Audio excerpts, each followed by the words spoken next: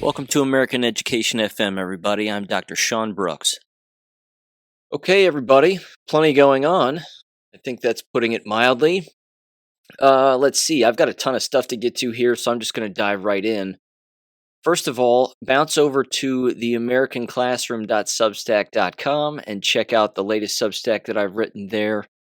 It is titled The Desperate Measures of Collapsing Schools, Recent Examples of Institutional Policy Changes in Their Future Agenda.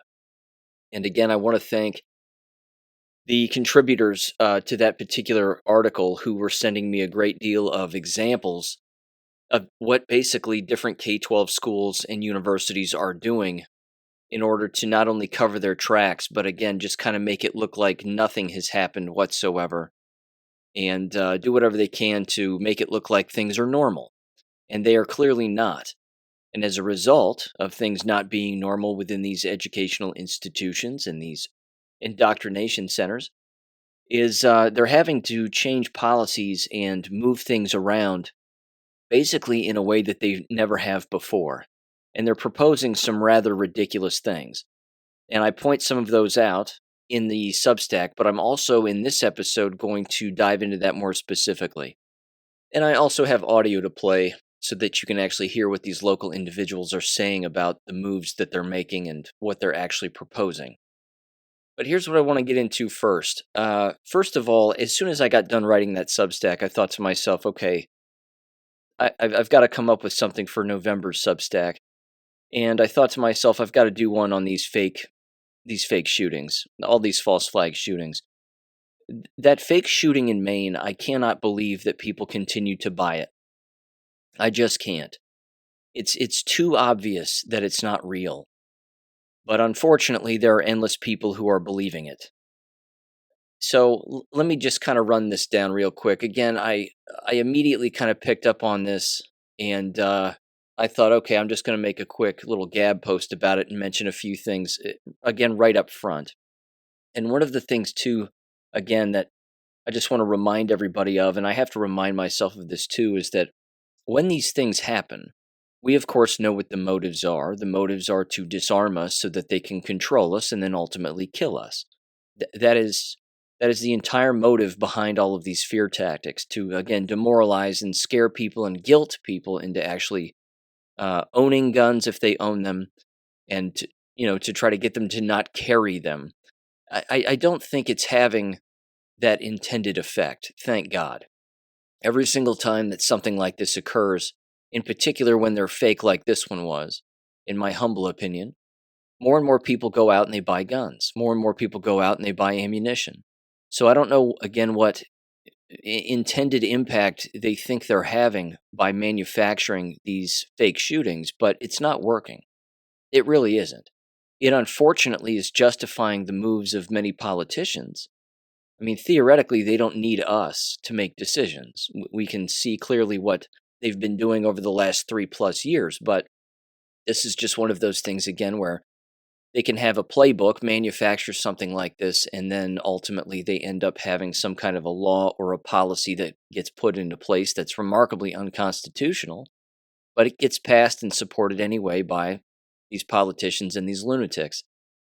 So I have to remind myself of this, though, is that we have to start with any of these fake shootings at basically ground zero, and you have to just tell yourself first that it didn't happen. Anytime you hear one of these things, just say, okay, it didn't happen. Now, prove to me it happened. Show me all of the proof that would indicate to me that this in fact happened. And there have to be some very glaring pieces of evidence, in particular these days, in order to convince us that yes, in fact, a shooting did occur. Now, again, very quickly, let's go back to Nashville. As I mentioned in the Nashville episode, that was interesting because what they were doing is they were learning from the Uvalde episode. And again, both of those were fake. No one died. What they were doing, though, is they're consistently building upon showing us particular things that are indicators of what they have planned as politicians and even unelected officials and these selected people.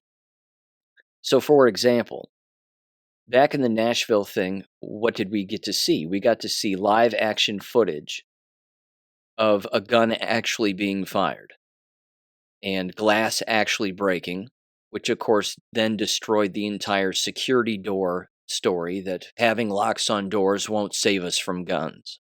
So they basically got to run with that particular argument for a great deal of time.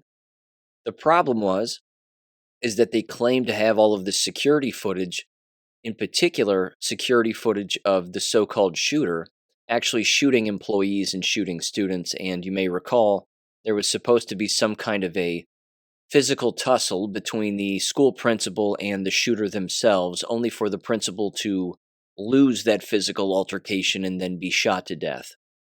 Well, that didn't happen. None of that happened.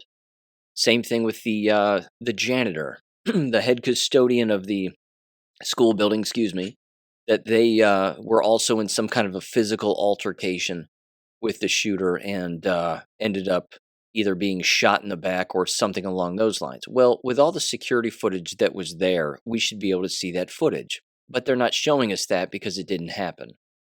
So again, you have to start with it didn't happen and then move out from there and just ask again whether or not there's ample evidence that would indicate that yes, in fact, it happened. In this main shooting, here's what I put on Gab. I basically just said, you have no dead bodies, there's no blood. There's an inaccurate and ever-changing body count, plus wounded. First, it started off at 15, then it moved up to 16, then it was at least 20, and then it was 22. They couldn't get the number straight. There's no video footage at all of the individual. In fact, all you have is you have photographs of video footage. That's it. So there is video footage, but why would you take photographs? And I've only seen 3 pictures, 3 photographs of this individual again holding an AR. What was interesting about the gun too, and this is again a direct line to their agenda, is the magazine clip that the guy was using looked like it was a 50-round magazine, like a Magpul 50-round clip. We know that they want to come after high-capacity magazines. Again, what defines a high-capacity magazine? That's open to their interpretation. They could say it's anything over 10. Now, there's no such thing. It doesn't really matter. If a person wants a complete belt of ammunition coming out of a gun that they get to in the United States of America, that's not a crime. Unfortunately, again, though, they're building on their own narrative so that they can make little inroads. And I think that one of those inroads that they wanted to make with this was, oh, look, it's a high-capacity magazine. It's a 50-round magazine. This is what we have to go after. Now, Maine is a blue state, and they want more gun control. They want more gun laws. This is a massive problem, as you might expect. But let me continue to go on here on this Gab post, and then I'll get into something else, which has to do with the mental health, quote-unquote, aspect of this whole story, which is beyond absurd. Again, there was no video footage, but we saw photographs from alleged video footage. They claim that the individual was a mental patient or that was a former gun instructor or even an Army reservist, something along those lines, and that had, been released after receiving some kind of a diagnosis, something along those lines. Again, they're just doing whatever they can to tie in the mental health aspect of all of this. Let's see. There were cops that couldn't be reached for comment. Seemed rather absurd.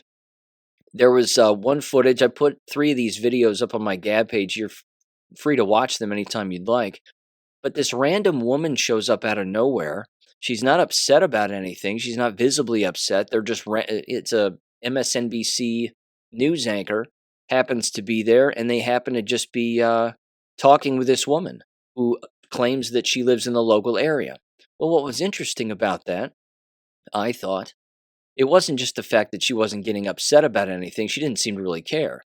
What was odd was that the town should have been perimetered off. And again, I'm not a police officer, but I think I know this. If there's an active shooter, or at the very least, they knew that the shooter was on the run or on the loose, why wouldn't you perimeter the town, close the roads, and have checkpoints? Seems like you would do that. Again, even if it was just one police officer on one road shutting it down and having checkpoints. They claimed to know who the guy was. They had footage of him. You could easily share that picture with one another as a police force, and then again pull a person over, or again just check the faces of everybody running through a checkpoint. They didn't do that. And when asked how this woman made her way to right outside of the building where apparently the shooting had taken place, she simply said, "Well, I know the back roads. I know how to get here because I only live about 4 miles away, but I know the back roads." And it's like, well, wait a minute. So should the police officers. Shouldn't they know the back roads too? And shouldn't they close those roads down? But they didn't do any of that. Again, there was no shooting. There couldn't have been. It's beyond absurd. You can always catch the failure in these false flag events because policies are being broken. Procedures are always broken. And it really doesn't matter the profession. Again, it could be law enforcement isn't following policy. It could be school officials aren't following policy in a school related thing. It doesn't matter. The hiccup always comes in the failed policy. You can't keep having people fail these policies and keep their jobs. In any other scenario, they would lose their jobs. There was also this. There was a lock in place order, again, that apparently went out on everybody's phones. So again, if this didn't happen and the local law enforcement put out a lock in place alert on everyone's cell phones, well, then they've weaponized cell phones. Now, we know that they've weaponized cell phones already, but this is just another incident of that. That they can use these phones to push out a false flag message that everybody needs to stay put because we're looking for somebody. They weren't looking for anybody. They weren't. They couldn't have been. There was also this, and this was actually hilarious.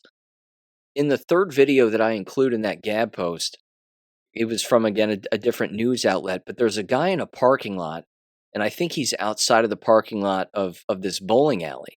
But they're talking to him, and they said, "So what was it like when you were inside? It must have been horrible."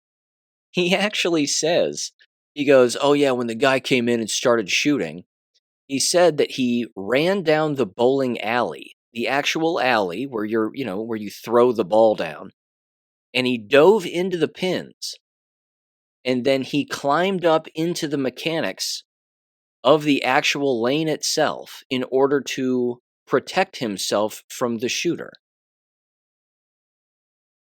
You've got to be kidding me. Who would do that? Who would do that? If you're being shot at with by a rifle, is running a distance in a straight line the decision you're going to make?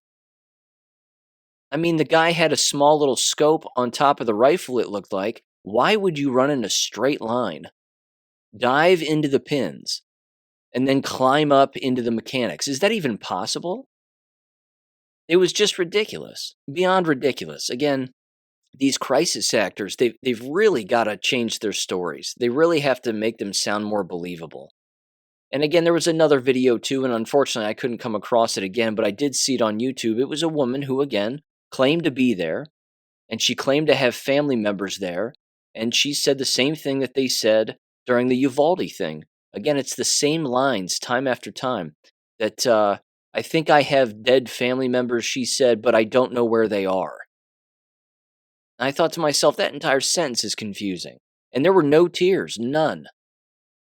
Just the old hand over the mouth and then hand on the side of the face, and they're looking down and they're not looking at anybody else. There's no tears in the eyes, no watery eyes, no snot coming out of the nose, nothing. It's just fake. Again, having trouble finding their loved ones, I wrote on the Gab post. It's just beyond ridiculous. Let's see. And again, there was a lot of just visual optic kind of things. Standing around on cell phones. Everybody's on a cell phone. Who are you talking to? I mean, who in the hell are you talking to? Everybody's on a cell phone. You got way too many police standing around. And there's no body bags coming out. I saw maybe one ambulance is all, but there's lights flashing and the whole thing. It's just all optics.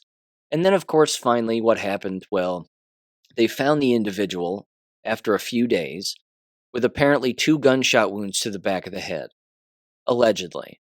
Again, I don't even think this person's dead. I don't even think they're dead. Not to mention, the photographs from the video, who's to say that they were taken that evening? They could have been taken any time. This is the whole point. This is the whole giant lie. But here's where it gets worse, in my opinion. What this is doing is this is not only amping up gun control efforts, which has always been in place, but the bad guys know that they can't make too many inroads on quote unquote gun control. But where can they make inroads? They can make inroads in the mental health aspect of things. So what they do almost every single time is they tie mental health into this. That just blanket term, whatever the hell that means, mental health. And then what do you end up with? You end up with more pharmaceutical drugs. You end up with higher stocks in the pharmaceutical industry. You end up with all these institutions, again, whether they be education institutions, indoctrination institutions, whatever you want to call them. And then, of course, your average workplaces basically hiring quote unquote mental health coaches and psychiatrists and psychologists and counselors and so on and so on and so on. They're turning every single workplace and working environment into a mental institution.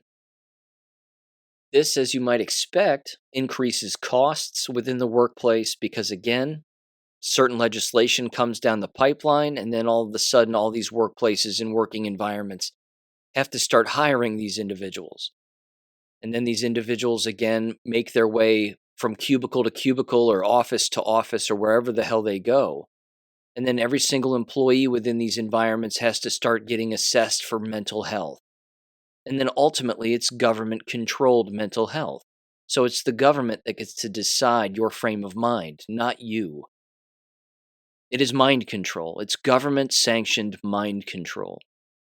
That is really, I believe, what their larger agenda is here. They're trying to normalize not just this insanity, but they're trying to get you to doubt yourself on a constant basis. Have you ever felt depressed? Have you ever felt sad? Do you not want to get up in the morning sometimes and blah, blah, blah? I mean, they start asking these questions, you're either going to lose your job or you're going to be a mental case as far as they're concerned.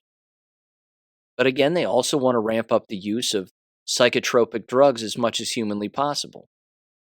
The other thing to keep in mind too with this is that it's well documented within these Q posts that not only is Freemasonry tied to this on a constant basis, and the people who own the buildings and the people who manage these buildings where these fake shootings take place, certainly in the Nashville case, I mean, my God, the Masonic imagery and symbolism throughout that entire thing was just over flippin' whelming.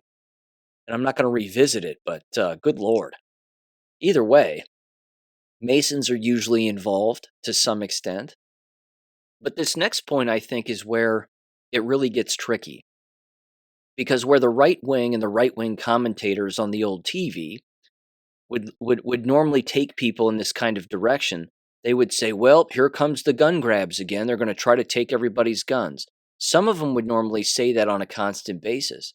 But where they're getting these right-wing news anchors to continue to talk about this is the mental health aspect of it. And again, in the Q posts, they clearly state that most of these individuals that they prop up as being, these mass shooters, quote unquote, that almost all of these individuals have had some kind of a run-in with a psychiatrist or, again, psychotropic drugs to some extent, or they were very well known to three-letter agencies for being a mental case, whatever it was, and whatever the case may be.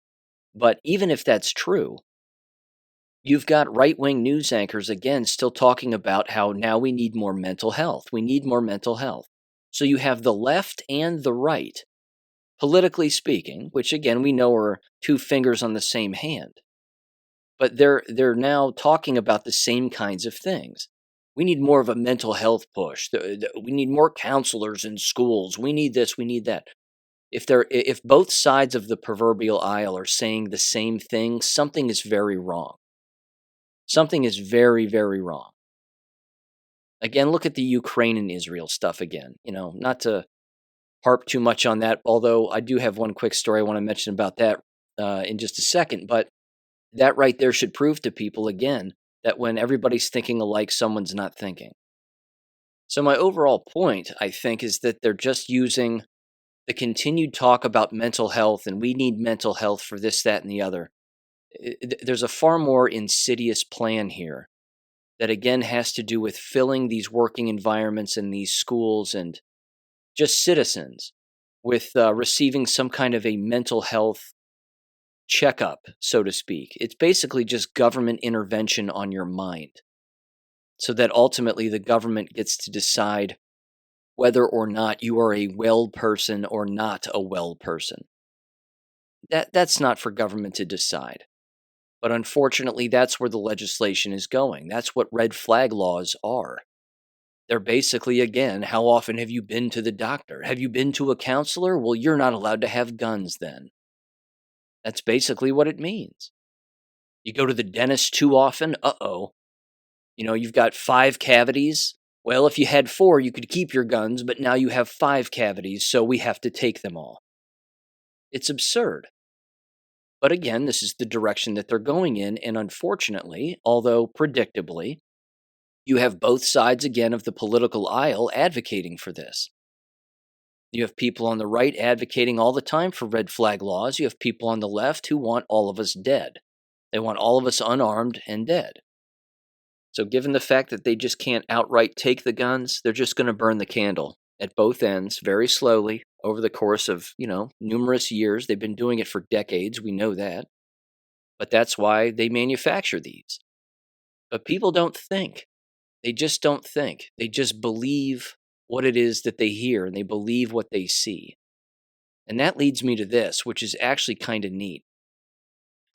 I'm taking a bit of a turn here, but, regarding this whole Israel-Hamas stuff, and unfortunately these people being slaughtered like fish in a barrel here, which is beyond a war crime. Again, that's putting it mildly. The Gateway Pundit, as we know, is run by the Hoft brothers, and they're Jewish and gay. And they're getting called out on a constant basis in the comments section of their articles having to do with Israel and Hamas. It is incredible. And they're even, I should say this too, and I'll mention it maybe a little bit later, certainly now, I guess, they're even advocating for full-blown Bolshevism. You've got these professors on these college campuses now, and they're calling for Palestinian students to be outed, and we need to know their names and their phone numbers, and we need to dox them, and we need to do whatever we can to basically expose these people because they're all criminals and they're all filled with hate. That's Bolshevism, and that's not good. But here you have the Gateway Pundit outing themselves as basically being Bolsheviks, and they have no problem doing that because they're not denouncing any of those, again, message trucks that are driving around campuses that are flashing people's pictures and names and addresses on them. And of course, if you go after a professor or criticize a Jewish professor, well, then you get kicked off a campus. But if you dox students as employees of a university, nothing happens to you? It's beyond outrageous. So let me mention this particular story, though, because this is just one example, again, of where the Gateway Pundit's being torn apart in the comments section. There was this fake video that went out. It was beyond fake and completely ridiculous. But it is titled, "Warning on Content, Never Before Seen Video," all in bold letters, from October 7th Hamas attack on Israel. The Slaughter in the Bunker. Exclusive to Gateway Pundit, banned by mainstream media. And this is by Jim Hoft. It's completely fake. The video is 1 minute long, approximately. And it is, my God, I want to say 50 seconds, okay, of the 1 minute video is just words on the screen with no imagery whatsoever. They're just telling this story as if it happened. And here's the story that they tell. They essentially say that Jews were round up, about a dozen of them, or half a dozen, something like that, and they were thrown into this bunker on October 7th. And then grenades were thrown into the bunker to only explode and blow up these Jews, and it was Hamas who did it. It's completely outrageous. And when they show the actual footage itself, the individual taking the footage inside of the bunker turns on his phone and he waves his phone around. Again, the camera is on, so he's rolling, but he waves it around very quickly to what looks like someone on the ground potentially bleeding. And then it's other people just kind of making random noises, but everybody else is standing up and everybody else is fine, including the guy himself. And then he turns the camera back around and just shows his own face, and there's no blood on him. He's fine. And there's no blood on anybody else either. And again, everybody else is fine, but there's just one person lying on the ground. If you're throwing a grenade or multiple grenades into a bunker filled with people, I mean, there would be lots of blood. There'd be lots of dead people. But that wasn't the case. So when you bounce down to the comments section, honest to God, it gets real juicy. Here's what it says. If you list them from best to worst, like the most upvoted posts, the very first one in the comments section of this story says, quote, "A very tiny clip and a lot of text on the screen. It's 90% text on black screen. Not very impressed with this effort." That's the most liked comment. And it isn't deleted either. I mean, none of these comments appear to be deleted. That one certainly hasn't been. And they're basically calling out the entire thing as being fake. It has 191 upvotes and only 9 downvotes. It's incredible. And the replies are also very telling. The first reply to it simply says clickbait, because it is clickbait. The entire video again is fake. And then the next one says, "Remember what our government and fake news showed us on 9/11? I'm skeptical of any and all government media." The response to that said, "Correct. We have been psyoped into every war since at least Vietnam. People should be pissed." It says, we're not getting the truth on 9/11 Middle East wars for Israel. Why would we expect the truth on a current war, Israel? And it says, way before Vietnam, we were psyoped into World War II. And then the person says, and World War I, remember the Maine. Yeah, it's very interesting. Again, all these comments are basically a giant history lesson now. It really is incredible. And I have to tell you, this is a good thing.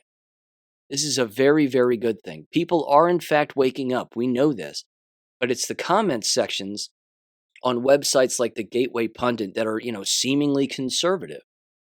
In particular, regarding these stories, they can't run from it. They can't hide. You've got everybody again, basically just calling this out as being completely fake, and it is. So it's certainly not convincing. I mean, if they were trying to convince somebody of something, they're going to have to try harder. Again, it's just like the fake shootings. They're not trying very hard. So that's just a little trend that I'm continuing to notice. And again, I think it's a good thing. I think it's fantastic. But let me do this again, just kind of quickly here. I want to bounce back again to the fake Maine shooting real quick, because again, the predictable response, certainly from politicians, as you would expect, is not surprising. It is beyond predictable. But this is rather odd. Is that quote unquote Joe Biden? Of course, he's not the real president, but he apparently put out this statement. Certainly, he didn't write it, but somebody else did. And as you would expect, he's calling on local politicians to get involved and make sure that everybody needs to heed the warnings of local law enforcement and law officials, and let them do their jobs. And if they tell you to stay in place, then that's what you need to do. But here's the last paragraph. It says, quote, "Today, in the wake of yet another tragedy, I urge Republican lawmakers in Congress to fulfill their duty to protect the American people." Well, that's rich coming from him. And it says, "Work with us to pass a bill banning assault weapons in high-capacity magazines, to enact universal background checks to require safe storage of guns, and end immunity from liability for gun manufacturers. This is the very least we owe every American who will now bear the scars, physical and mental, of this latest attack, unquote. It's just, you can take that paragraph right there and put it in any of their speeches, because it's been in all their speeches, it's been in all of their letters, all of their pamphlets, everything else, all their propaganda. It's just the same crap over and over again.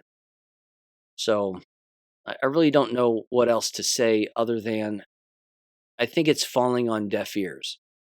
I think a lot of this really does fall on deaf ears, which is, again, a very good thing. Because, again, go back to the bowling alley fake shooting again. Are you telling me that no one in that building had a gun? A bowling alley. Really? Guys and gals bowling at night, and not a single person had a gun. I mean, me personally, I don't pump my gas without a gun. Every time I leave the house, I've got a gun on me. But you're trying to tell me that a bowling alley filled with bowlers aren't carrying guns and aren't going to just grab onto their waistbands and pull and point and shoot and take that guy out? Are you kidding me? It just doesn't compute. It just does not compute. I mean, apparently they couldn't find a single person who said, yeah, I shot back at him. But I missed him. And then he ended up leaving, and then he went some other place and shot up that place too, and then, whatever. And then he just happened to make his way out of town. None of it adds up, which means it didn't happen. That's all. It didn't happen. We are being propagandized, ladies and gentlemen, right now at a level that is unimaginable. It's just an unimaginable level of propaganda here. Everybody's being hit over the head with it. I mean, no wonder you've got endless students. I mean, well, I should say this. I really should. No wonder we do have a mental health problem in our country. I mean, there's a snapping of the minds that is taking place because of all of the lies, the constant lying. A friend of mine sent me a post from the local high school where I live here, and they basically said that a NASA astronaut was Zoom calling one of the science classes in the high school. And they were asking this astronaut, quote unquote, about, moon landings and how we're going to go back to the moon, and what was it like being an astronaut in space, and what's it like flying on the space shuttle, and what's the International Space Station like, and blah, blah, blah, blah, blah.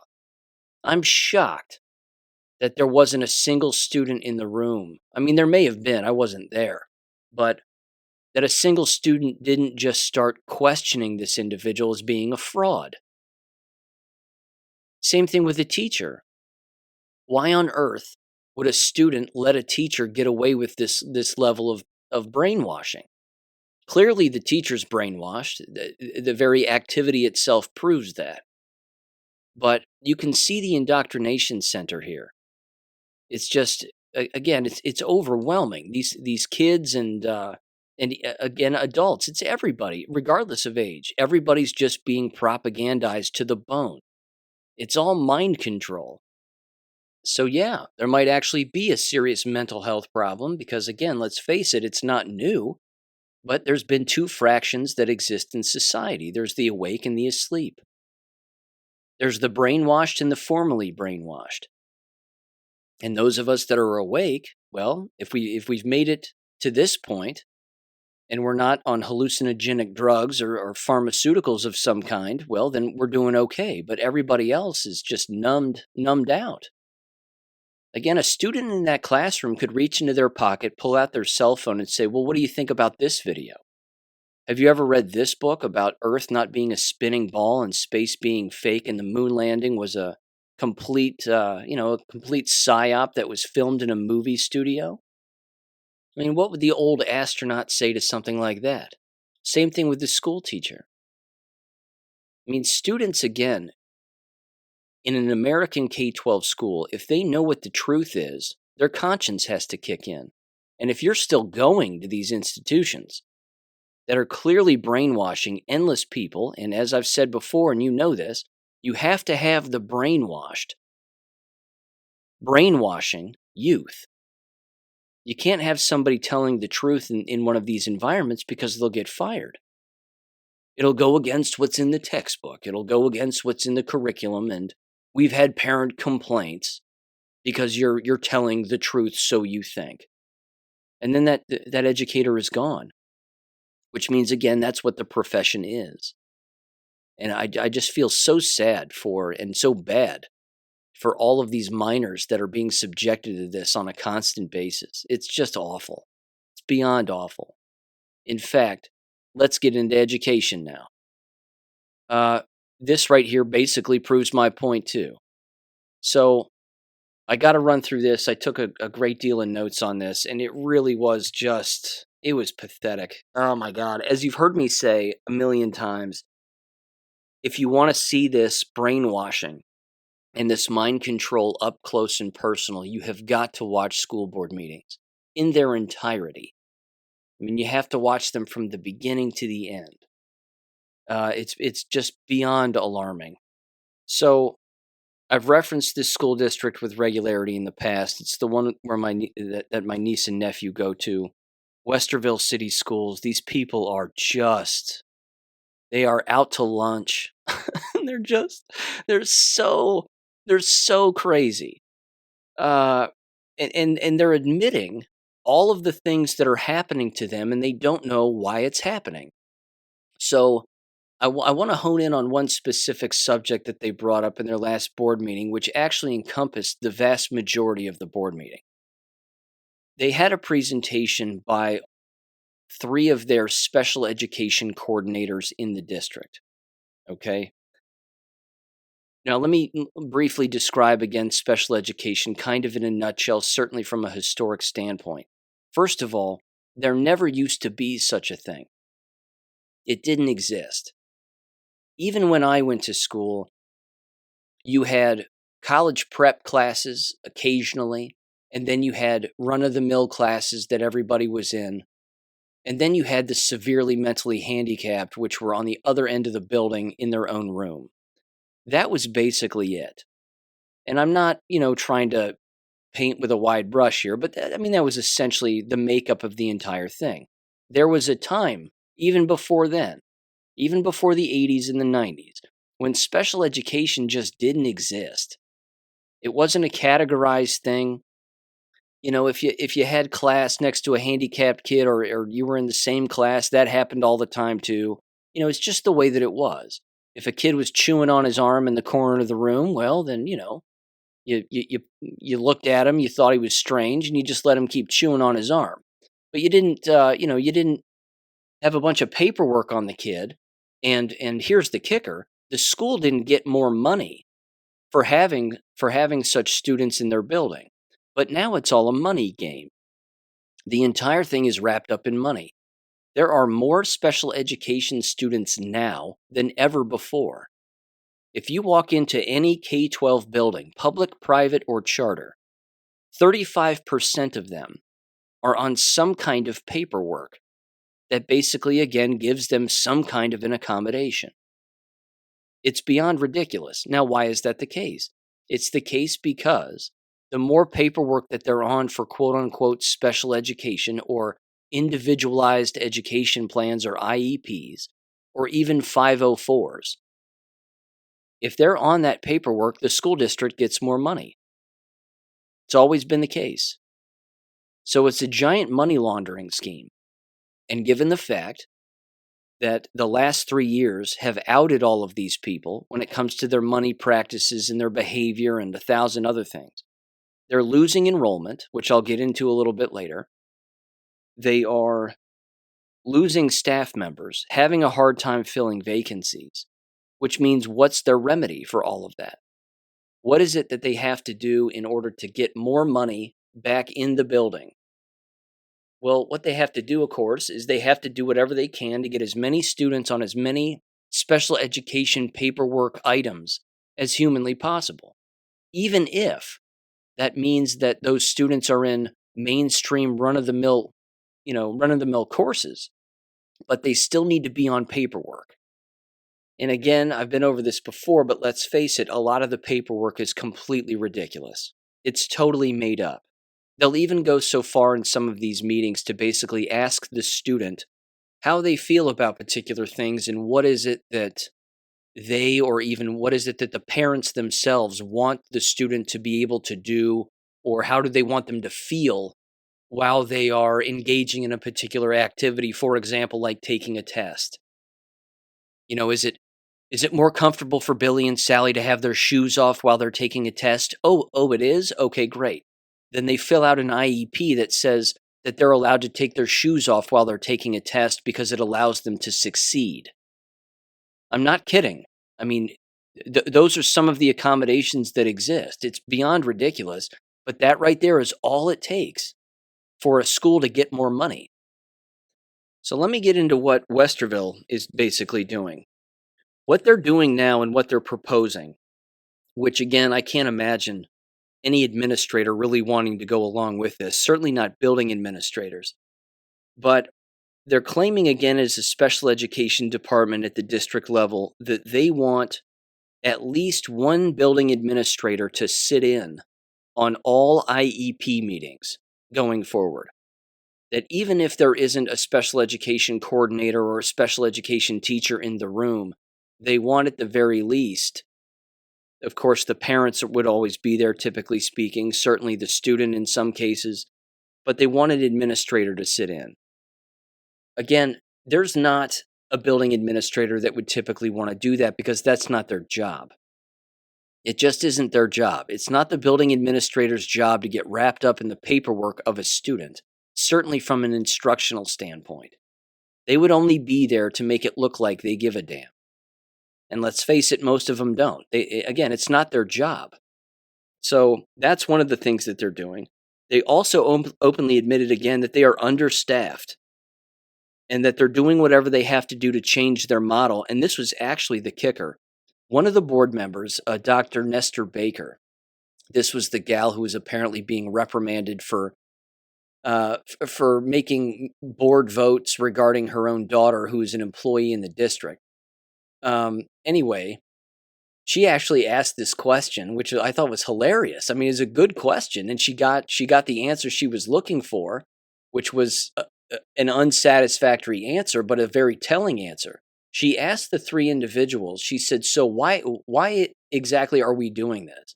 Why is this being proposed? Is this being proposed because we're understaffed and there's a lack of individuals that are qualified to do this or to sit in on these meetings? Or are you doing it because you're just changing the model and this is what the model says?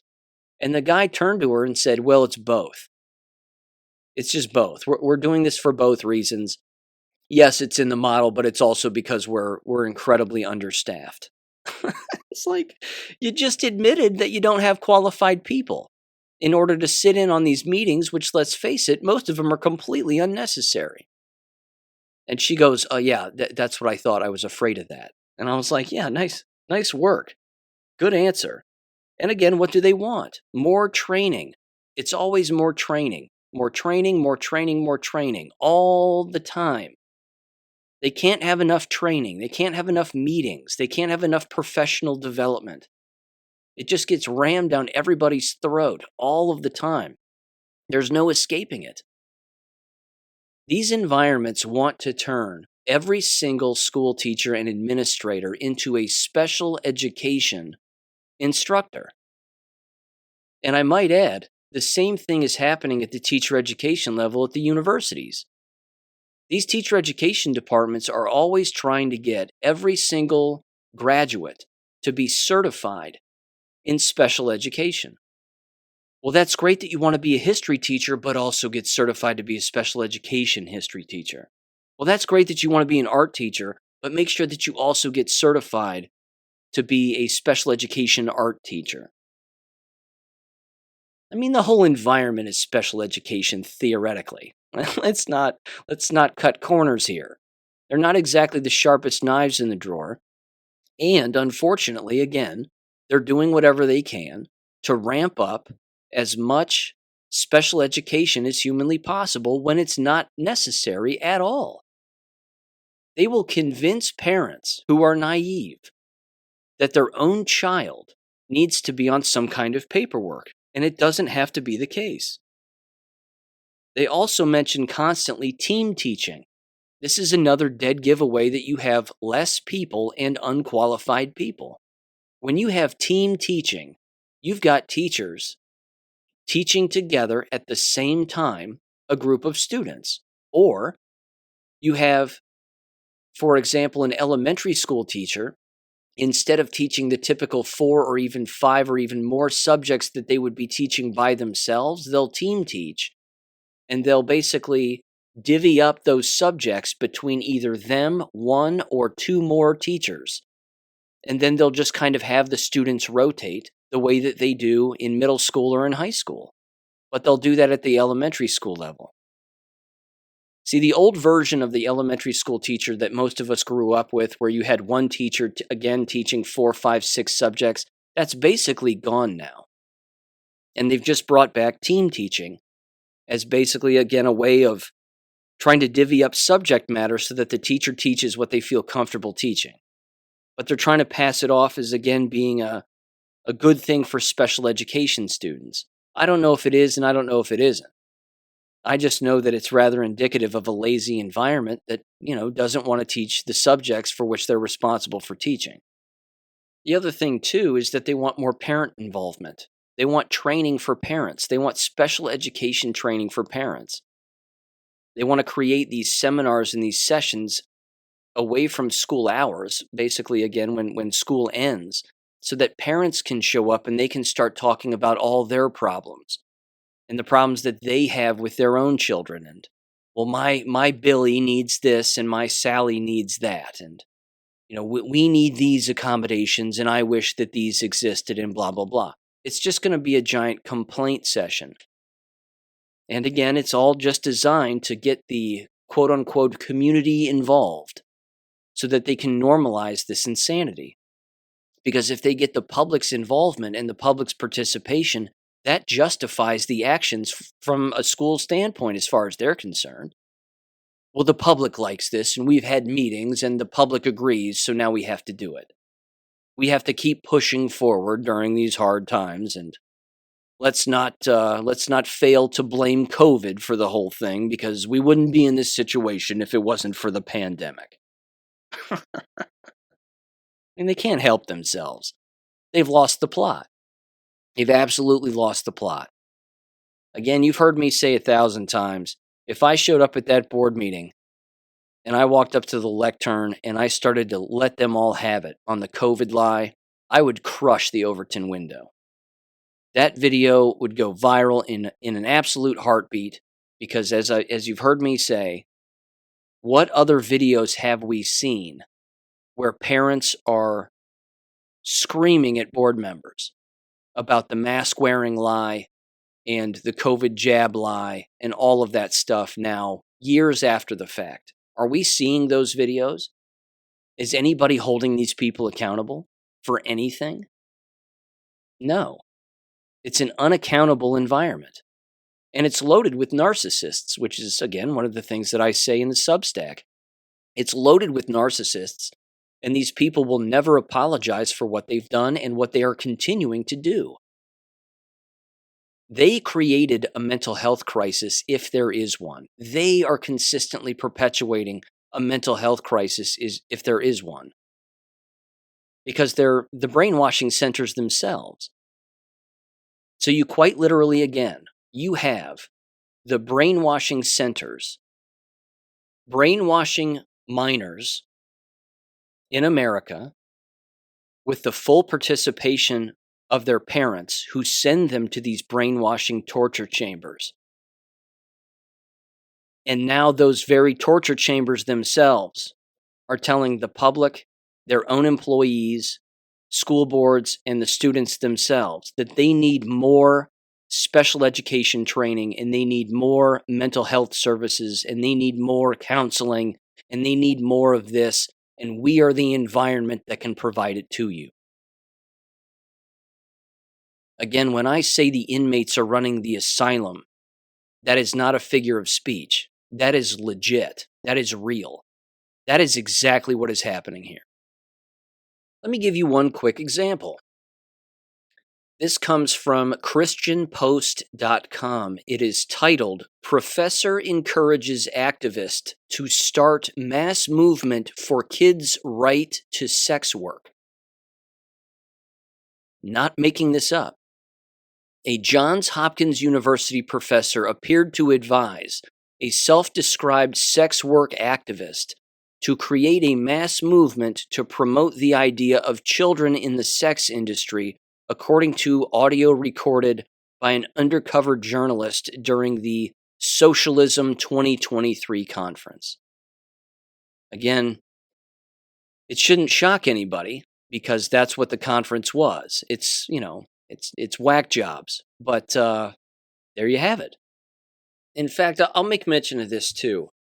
Really, the only other kind of presentation, although let's face it, it's basically every presentation in a school board meeting, but the only other kind of presentation, or at least another one I should say, that really is like nails on a chalkboard, and you can just hear your IQ dropping with every second that these people speak. It has to do with diversity, equity, and inclusion presentations that are given by diversity, equity, and inclusion instructors or coordinators within a school district. You talk about a level of brainwashing. I mean, these people have to be the dumbest people in a school building in order to give this kind of whatever, these kinds of presentations. In the local school district where I live, in the last board meeting this past week, they gave one of these presentations. It was brief. It was remarkably discriminatory. And that right there is really the kicker in this entire thing when it comes to the old DEI nonsense. They openly say that they are interested in hiring more diverse people. Now, we know what that means. It means less white people. They're openly telling you that they don't want to hire white people. We want to hire more blacks. We want to hire more Mexicans. If we can get an Indian, well, that's even better. If we can get anybody else, I mean, if a golden egg gets laid, hopefully it'll be an Asian. It's just incredible. They openly say this kind of stuff. They openly say it. They were also openly bragging about having, what was it? They were openly bragging about having more multiple foreign languages, more foreign language instruction for students. And then the guy actually said this. You can't make this up. He goes, "We really had a great time the other day because throughout the entire school, we had the Pledge of Allegiance in the morning be spoken in Spanish. So that was really fun for our Spanish students." I thought to myself, you gotta be shitting me. You have to be kidding me. These people, I'm telling you, they have IQs like around 50. They can hardly wipe themselves. But this diversity, equity, and inclusion push, ladies and gentlemen, I allude to it in the Substack, but it really is designed to not just push out white people, but hire illegals. That's ultimately the plan here. And I've already seen that happen when I was a school teacher, and that was, again, well over 10 years ago. That was already happening. They were already hiring people who could not speak English, who were fresh off the boat from God knows where. And they would throw them into a classroom because they had a teaching shortage. So-and-so either died, or so-and-so left, or so-and-so quit, or so-and-so got fired. Whatever reason that they ended up leaving, they would just flat out give it to a body that had a pulse. They didn't really care who it was. Now, as you would expect, that particular person didn't last very long. It was a bad hire. But this is what diversity, equity, and inclusion is designed for. It's designed to get rid of anybody who knows the truth, anybody who is white, and it's designed to get rid of anybody who might know better. And they need people, again, who are a different skin tone, and they need people who will toe the line no matter what. Do what you're told. Again, getting hired as an American school teacher, in particular today, is the easiest thing to do. Because all you would have to do, even if you were on the seeming right of the political spectrum, all you'd have to do is lie.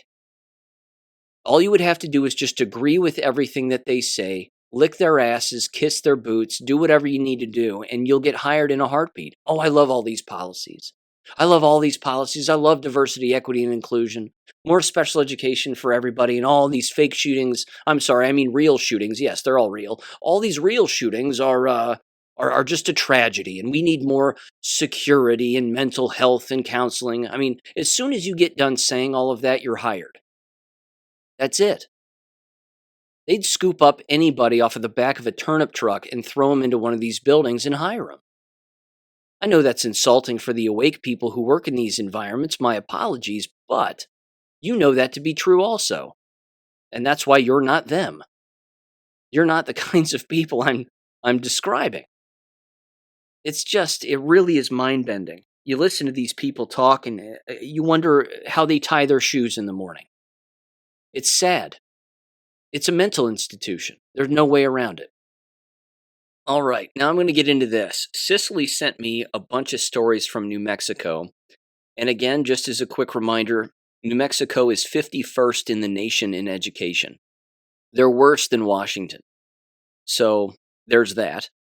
But there's a couple of audio clips here that, again, really continue to exemplify the complete and utter collapse of these education systems. And I need to mention this too. It's not just New Mexico that's made these moves.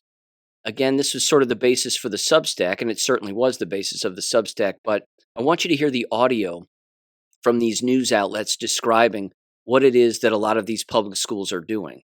Again, this particular one, this first one, has to do with the Albuquerque public school system. And again, they're engaging in their old shaping curriculum, and they want parent input and this, that, and the other. Just to quickly summarize it before I hit play here, what you're going to basically hear is them make it sound like they want parent involvement in textbook adoption or curriculum adoption, when in fact it's a giant lie. It's the illusion of choice. It's the illusion of control. Well, we want parents involved, and we always want parents involved, and we care about parents and parents and parents. They don't give a shit about parents. They've already made the decision on their curriculum. They just bring the parents in at the end and have them look at a bunch of different options. And then, again, they've already made their decision ultimately, but they want to at least say that, well, we had parents look at it and we offered it up to parents. Parents have no say in the curriculum whatsoever. The only ones that do are the homeschooling families, certainly not these giant school districts. So, with that said, here's the local KOB4, Channel 4 audio regarding this story, and give this a listen in 3, 2, 1. All right, are you happy with everything your child is learning in their classrooms? Some local parents will have the chance to weigh in on what's being taught in certain courses. Monica Logroño is outside APS headquarters for us tonight, where an open review session is already underway. So, Monica, how can parents get involved here? Well, Tessa, parents can come starting from 4 to 7 tonight at the APS headquarters. There they can learn more and give input on the different courses APS is reviewing. Every year, we review instructional materials because instructional materials don't last forever.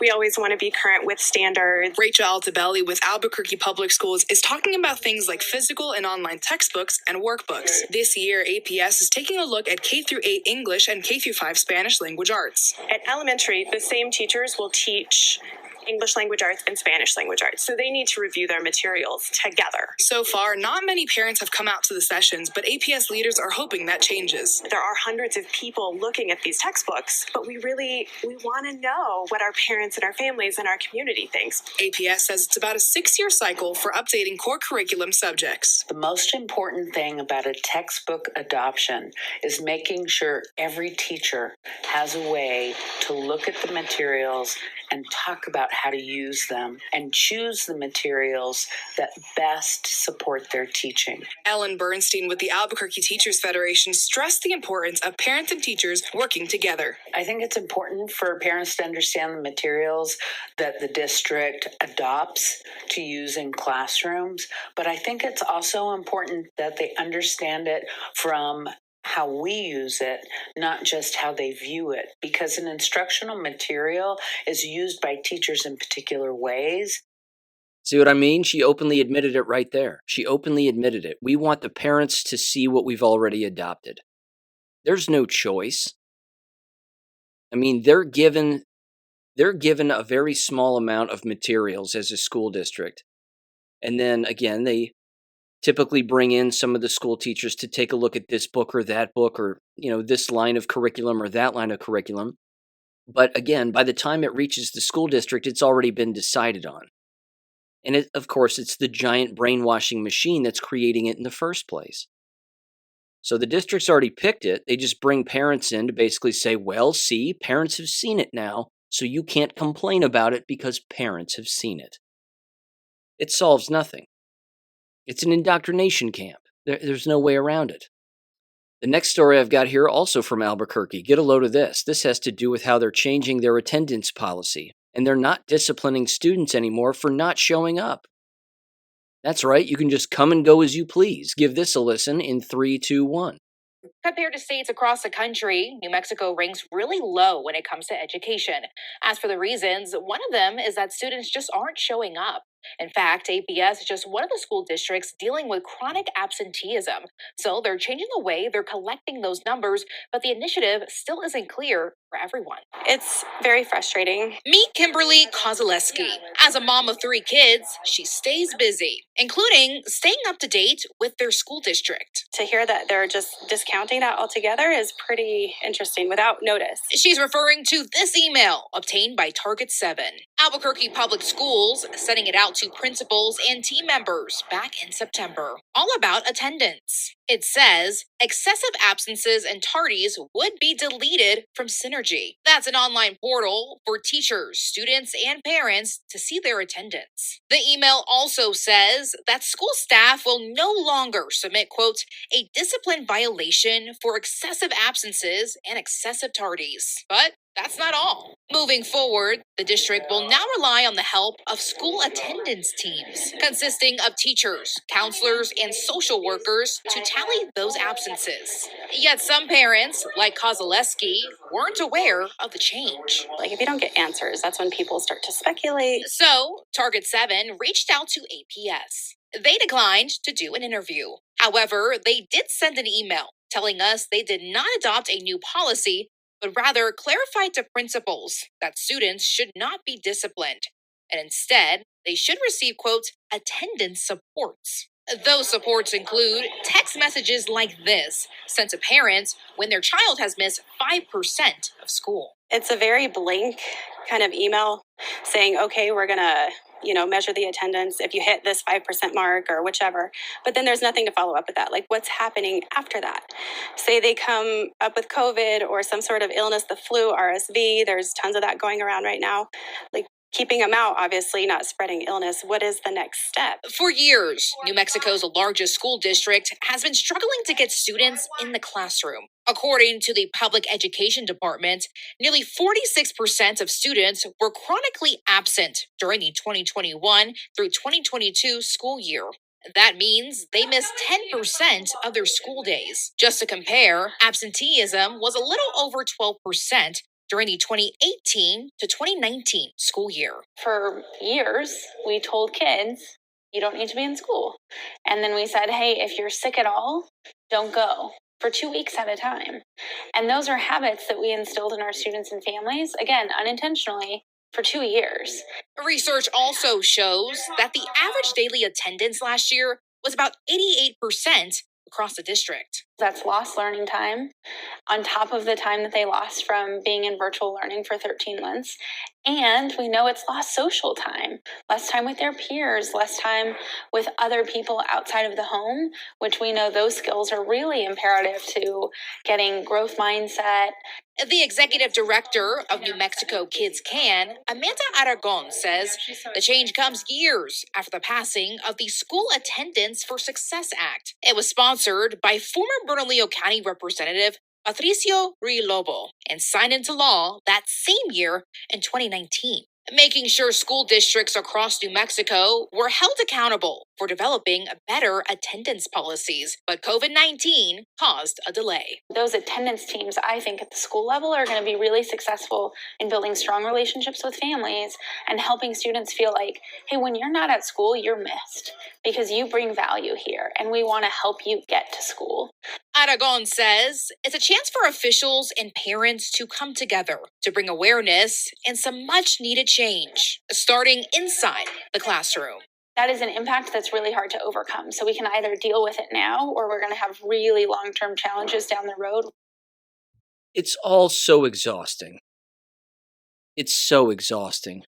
The thoughts that run through my mind, okay, when I listen to that audio clip, which I could spend the whole episode on alone. The thoughts that run through my mind are remarkably unhealthy. they're just really unhealthy. Unhealthy thoughts, bad thoughts. You cannot fix that. You cannot fix anything that those individuals highlighted in that story are talking about. I've said it throughout this entire episode, inmates running the asylum. They are creating the problems that they are now coming back and attempting to fix. And their solution is creating more problems by basically, again, removing discipline of any kind for people just not showing up. Well, what impact does that have then on learning anything? And again, let's face it, they're not learning the truth about anything. So them being gone, is it really bad for the minor? I mean, they're not technically a student, really, are they? They're a victim. They're a I don't know what you would call it. They're tortured. They're being tortured in a torture chamber, attending these indoctrination camps. This is slavery, ladies and gentlemen. It's just slavery at this point. Again, I've worked completely worked away from almost saying indoctrination and brainwashing, and it's just flat out torture. These are torture institutions. And now again, these students, you heard how often they use the word kids. For God's sakes, it's so exhausting. These kids. What are we going to do with these kids? How do we help these kids? They're not your kids. They're not government's kids. They're supposed to be students learning the truth, but they're not even doing that. In the file footage that they used for that video, it was all footage of students wearing masks. Constant mask wearing. They don't have any new footage to use, it's just mask wearing. And the irony of using that footage when they were talking about all the previous decisions that they made regarding the COVID lie, which didn't exist. And there's RSV going around, the parents said. And there's always flu. I mean, there's always that. They're getting sick all the time. What are we to do? They're sick because they're jabbed. That's why. You inject them with your forced inoculations in order to attend, so the parents think. And then you push a biological weapon on them. And you wonder why you have absenteeism, and you wonder why people don't want to show up. They don't want to show up because the product you're selling sucks. That's it. You have a bad product. Your educators look like lunatics. They look like brainwashed goons. The woman who claimed to be an advocate for students, who again is somewhat affiliated with the district there at the end, she doesn't look like, I don't know. She's out to lunch. That's putting it mildly. You can't help these people. Again, when you have the brainwashed running the brainwashing institutions, doing the brainwashing to minors who don't know they're being brainwashed, and no one knows they're brainwashed, what is that? And I'll tell you one of the thoughts that runs through my head, and I mean this from the bottom of my heart. One of the thoughts that runs through my head when I listen to something like that, and I listen to audio like that, is how grateful I am that Christ himself pulled me out of these environments. He always showed me that they were unnatural, and that they were uncomfortable from the very first day of school as a kindergarten student. I knew that they were uncomfortable in environments. I knew that they were remarkably unnatural, nothing healthy about them. I knew this. But he had to show me the inside workings of the institution so that I could come back out and he could pull me back out and say, now you see what's going on, Sean? Now do you see? Now do you understand? And the answer is yes, God, I get it. I fully get it. And thank God he pulled me out.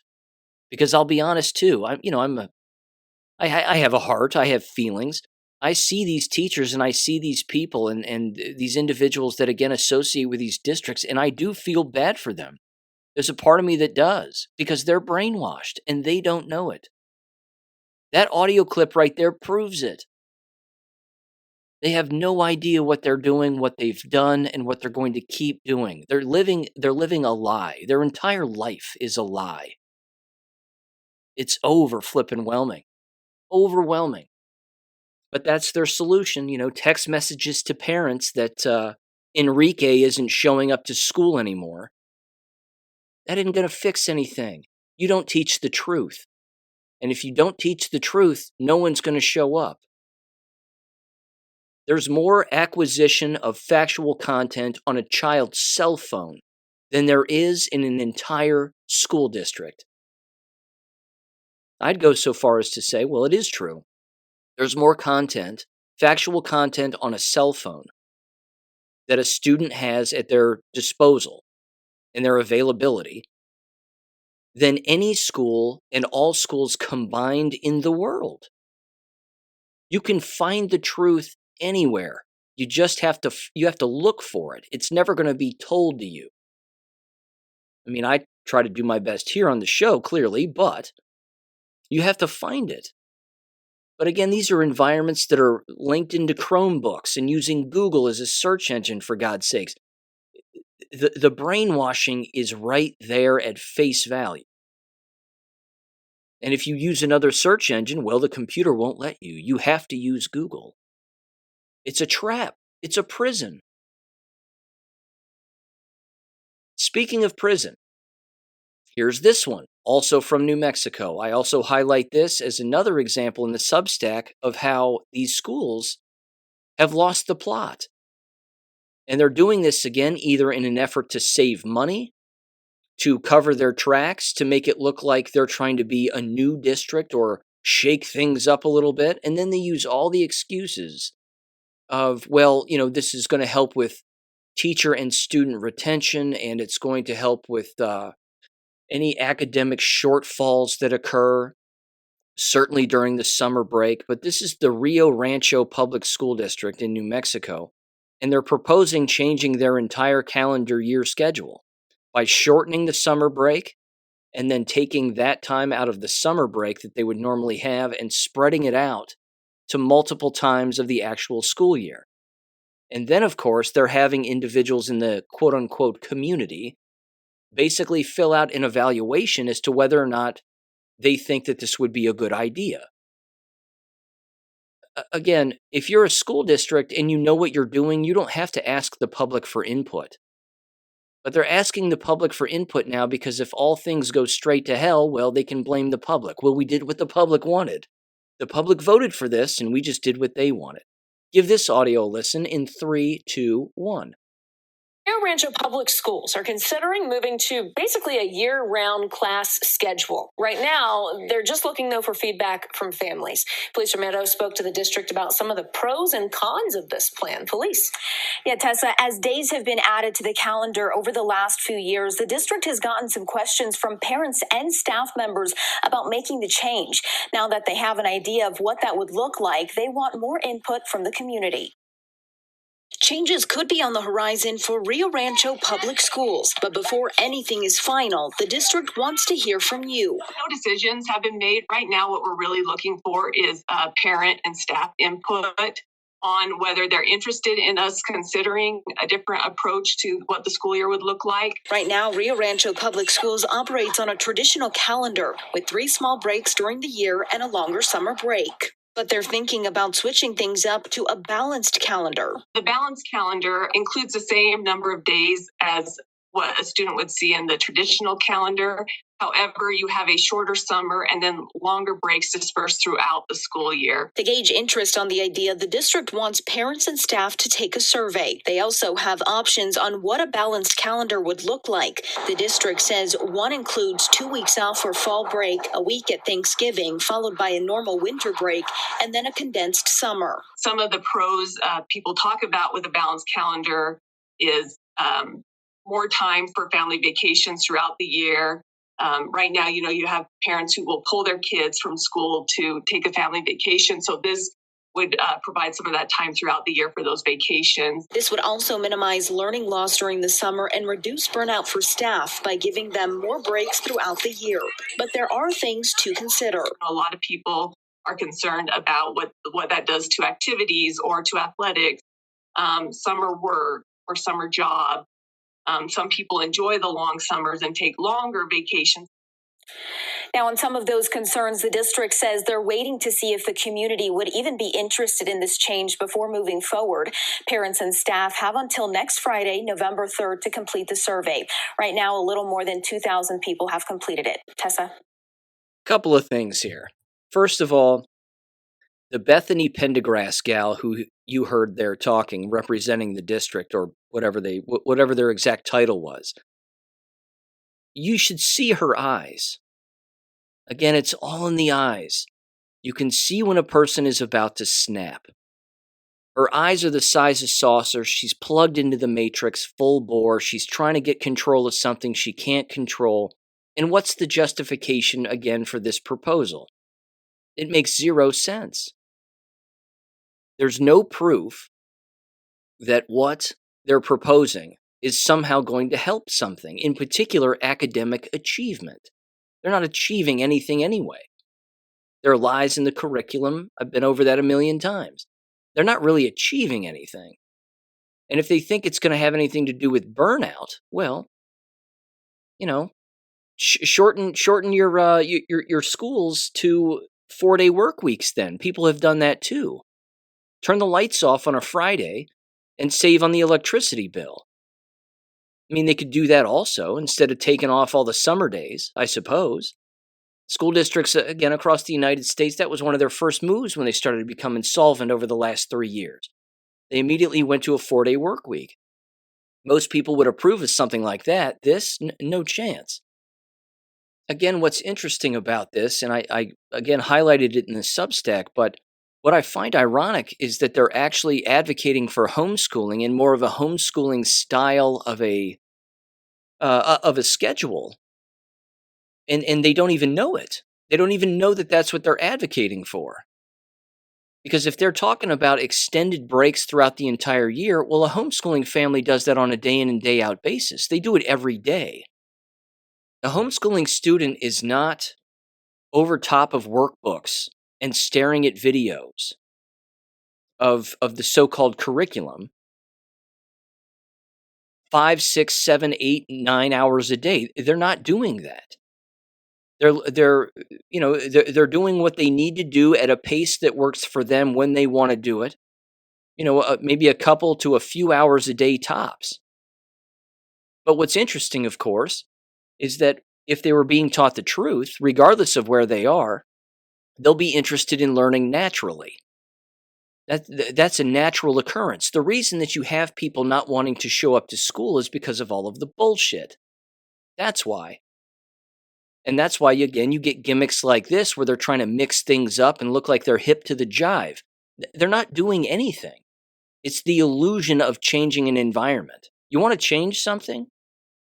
Stop teaching lies. But that takes, again, getting them to recognize that they have been teaching lies this entire time. Take the restrictions off of the internet. Don't discipline students for questioning what a teacher says. Tell the teachers that they have more to learn. Let the teachers provide professional development within the building so that, heaven forbid, if you have a smarter teacher who is in a particular department, say a science department, that particular teacher gets to provide some professional development and tell everybody that they're not living on a spinning ball and that gravity is fake, and go through the entire history of that. See, that kind of professional development, though, isn't allowed, which means it's 1984, ladies and gentlemen. It's George Orwell's blueprint of what he wrote in that book. It's just not allowed. So they have to do all these little games and gimmicks and schedule changes, and we want parental input because it matters so much to us. But when you provide real parental input, they don't want to hear it. It's so sad. It's just so sad. You can't fix this. Again, voting out school board members, putting in so-called conservatives because we don't like the pornographic books in the library, that's the least of the problems. It's a problem, but that's the least of the problems, and that isn't going to solve it either. It just won't. Sorry. I mean, I hate to break it, but, the entire thing's got to go. Got another one here. Oregon schools eliminates proficiency requirements in math and English for students. Sure, why not? Why not? Makes total sense. I mean, it's going to get to the point in American schools where, well, we're already there. I mean, I was going to try to create an example. No point in it. We're already there. You don't even have to show up in order to graduate. That's where we are now. That's the entire environment. It'll get to a point again where you don't even have to sign your name on anything. You just look at somebody and you go, duh, and then you graduate. That's it. You're not going to actually have to do anything. Because let's face it, they're not doing anything that's factually accurate anyway. And as you might expect, that has consequences. And here's a prime example. This was sent to me by a listener of the show, and thank you for sending it. They know who they are. LoudounNow.com. Yes, that's right. Loudoun County, Virginia, ladies and gentlemen. That famous school district that just can't seem to do anything right. The title of this is Enrollment Decline, Staff Vacancies Hit School Division Budget. I also highlighted this one in the Substack. This is juicy too.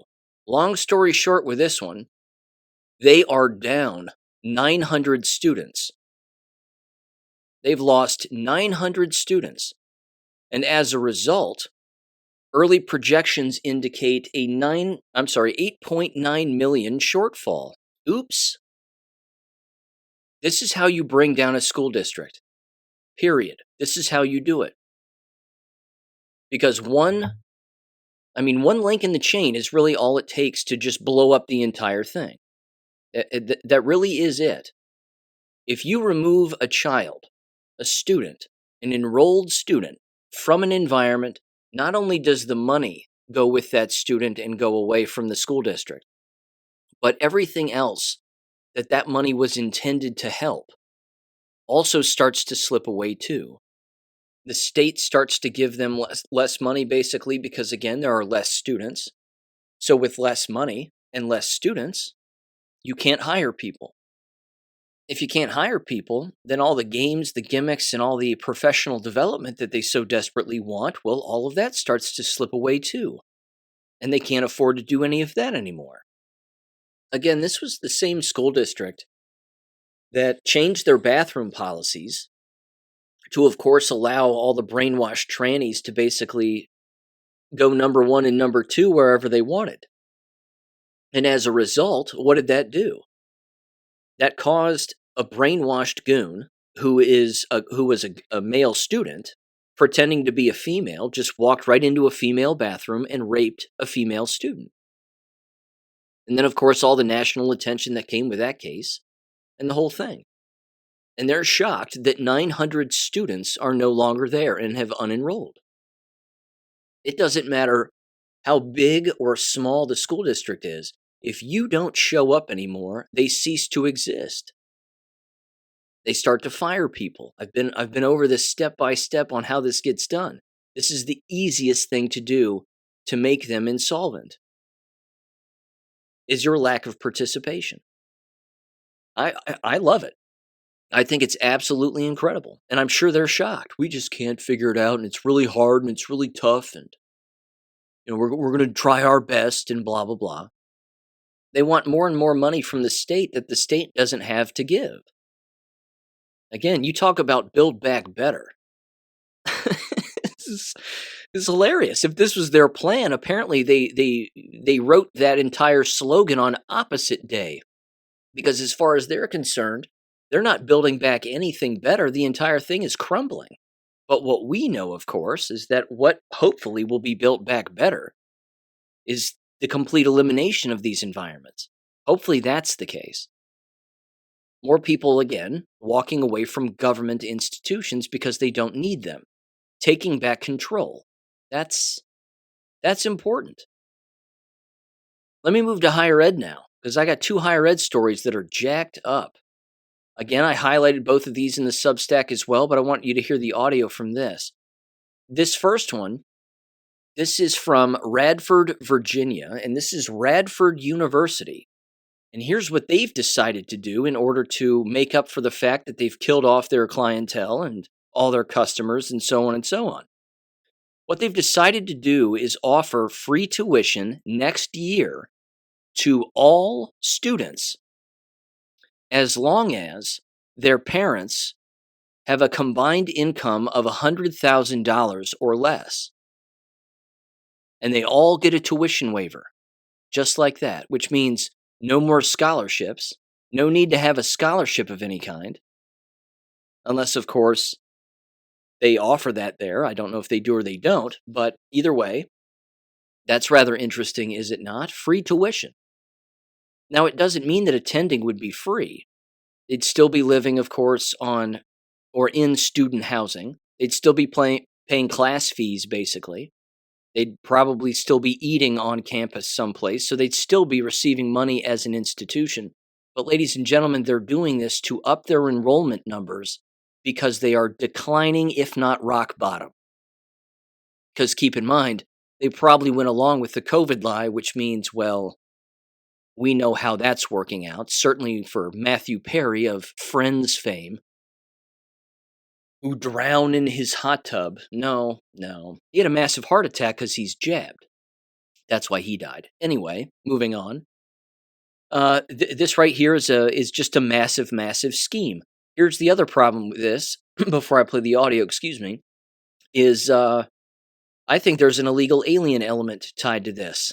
And there is to the next story I'm going to bring up in a minute too, but I really do believe that. I think that they're making this tuition free for, again, students whose parents have a combined income of $100,000 or less, not just to get more money from the state, because they'll say, hey, look at our enrollments through the roof. We can't keep people away. We have to beat them away with a stick.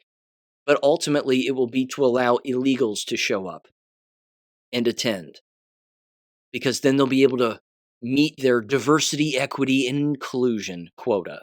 And won't that be fun for everybody? So give this audio a listen from their local news affiliate out of Radford, Virginia in 3, 2, 1. Radford University says it is launching a major initiative to help more Virginians access an affordable education. It's called the Radford Tuition Promise, and for many students, it will guarantee their tuition is covered. Senior reporter Joe DeShiel covered this announcement this morning, and he's in the studio with more on this effort. So, Joe, who will benefit? Well, Gene and Natalie, this is directed toward Virginia residents whose families have an adjusted gross income of $100,000 or less. We're told more than half of the Virginia students now enrolled at Radford will be eligible. This is a historic day for Radford University as a public university of the Commonwealth of Virginia. Radford University President Brett Danilovich announced the Radford Tuition Promise at a news conference Wednesday morning. And in an interview with WDBJ7, he said a major goal is to reassure prospective students and their families they have an affordable pathway to a high-quality education. Often what they see on the website is the sticker price of the university, but they don't see in advance the aid that they're provided, either through the federal government, through a Pell Grant, or through state aid, or even through the university. So this makes it transparent up front. Before a student even applies, if they're accepted here, tuition is covered. We're taking out some of the guesswork of what it means to go to a four-year institution, get a degree that's going to work for you, where you can turn it around and get a job tomorrow in many of the areas that we're known for: education, healthcare, cybersecurity, business. These are folks that are desperate for talent, and we're producing it. The initiative applies to in-person undergraduate students at all Radford University locations, including here in Roanoke. Jean and Natalie, new or returning students who are Virginia residents, can take advantage of the Radford Tuition Promise starting next fall. All right, I'm sure that's welcome news for many students and parents, too. Thanks, Joe. Welcomed relief, they say. Well, well, well. I bet you've just pissed off 50% of your students and their parents and their families who are paying for their tuition and don't qualify for this. You've literally just ostracized half of the students who attend that university. It's incredible. What are these ideas that who came up with this? What brain trust all got in a room together and said, here's what we're going to do. And, well, it's going to be equitable. Yes, we're going to step on 50% of the people who come here, but it's equitable still.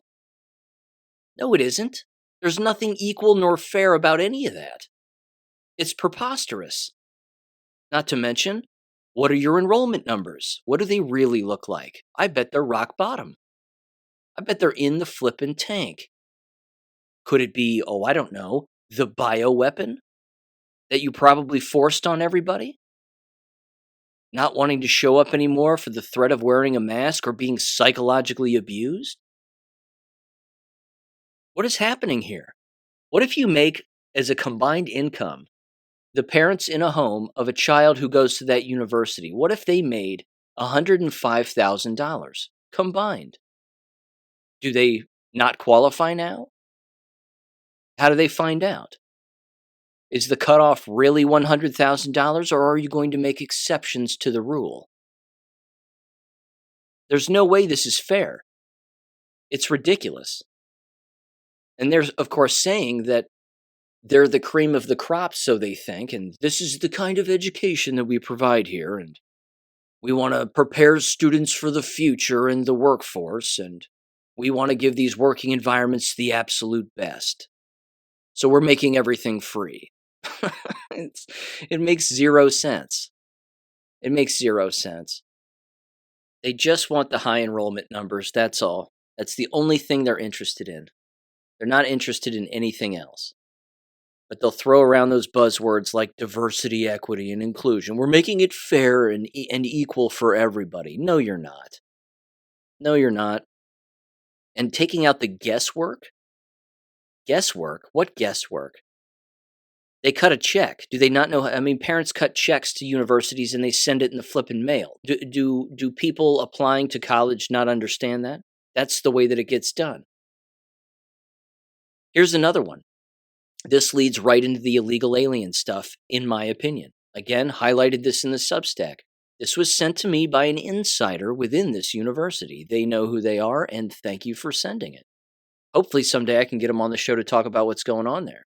But Longwood University in Farmville, Virginia, I was told by this individual that Longwood University, circa 1839, is forcing all of their students, regardless of how many years that they've been there, to now move into on-campus living in dormitories.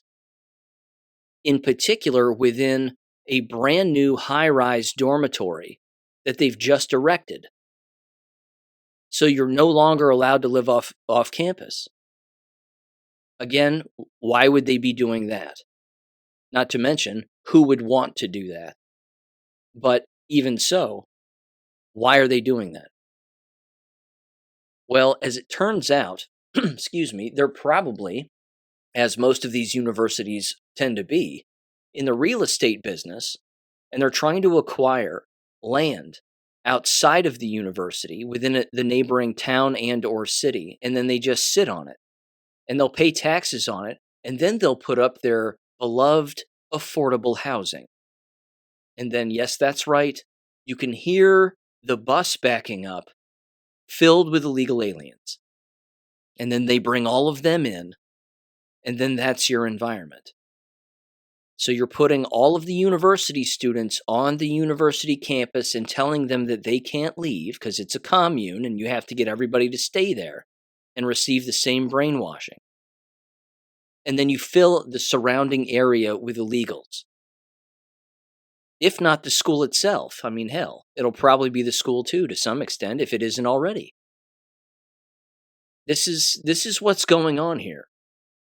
And again, they're trying to also probably keep student money on the student campus and within the university itself. And of course, they're going to charge them to live on the university. I mean, there's no way it's free.